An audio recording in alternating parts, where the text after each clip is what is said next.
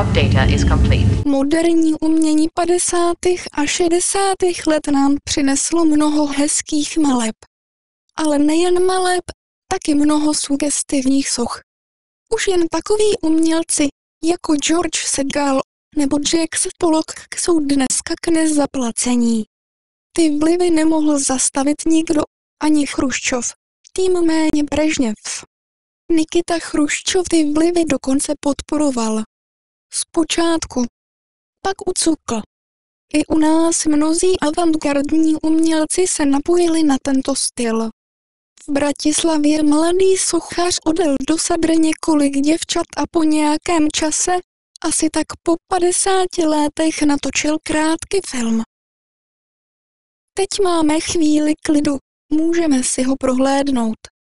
Vrátit se v čase hezkou řádku let zpátky. Navrhuji, otočme kolo dějin. A když foukne do saxofonu Coleman Hawkins svůj Netčas Dream, to teprv stuhnete. Chyťte se pevně o peradel svých židlí. Už to slyším. Už to přichází.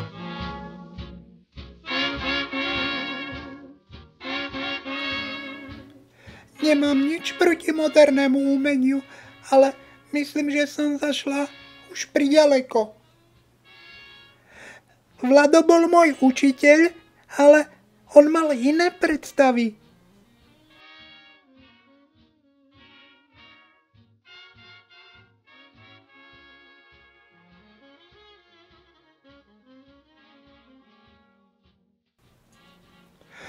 Vždy mi hovoril, aby som hľadala krásu.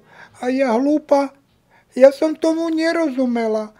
Vždy som sa zamočila do nejakých abstrakcií a nie, že by to sa nesmelo, to nie, ale to sa do nekonečna robiť nedá.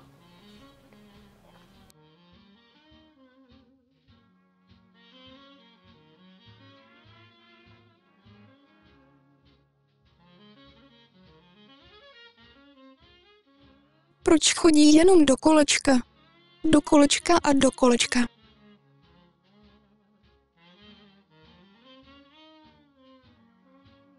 Kdyby se mnou experimentoval již zmiňovaný popartista Segal, vypadala bych asi takhle. Ale já se s váma nechci rozloučit v této podobě. To už radši bych se dala pojednat Lichtensteinovi nebo Warholovi.